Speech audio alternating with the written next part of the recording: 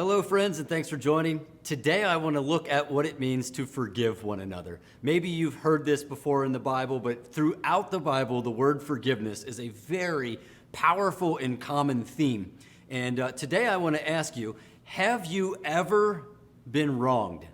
Has anyone ever sinned against you? Or have you wronged someone else or sinned against them?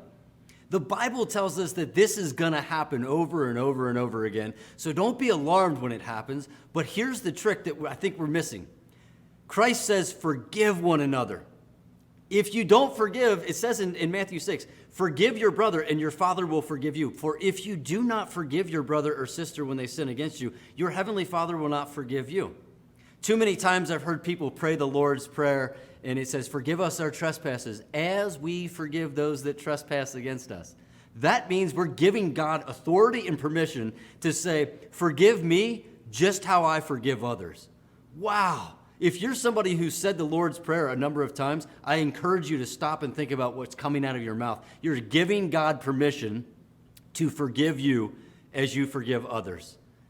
So how do we forgive? What is this forgiveness thing you're talking about here, Danny? First and foremost, the word forgive is completely lost, I believe, in our culture, because it's like, well, what does that mean? I just forget about everything they did to me that was wrong, and it's like we have so much pride that we don't know how to do this. But the word actually means this. It means to cancel a debt.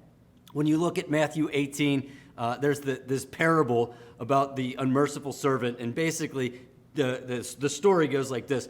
This man is forgiven a lot of money, millions upon millions of dollars. And the first thing he does when he gets out is he finds somebody that owes him, and he goes up and he strangles them like, pay me back. And then he's brought back before God in this story, and it says, wait a second, you wicked servant, I forgave you. You should forgive likewise. Well, that whole word means to cancel a debt that someone owes us. If someone has wronged you, this is how it works. You look upon them and like, you did me wrong, so you owe me something right.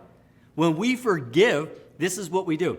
We say, hold up, you know what? That wrong that you think you owe me, I'm canceling it. We're good. We can keep going on the way things are. And by the way, when we say I forgive you, but I won't forget, that's not that's not forgiveness, guys. Let's just stop that right there. When we forgive, we say, I choose to remember this no longer, just as God says, I choose to remember their sins no longer. I've removed them as far as the east is from the west.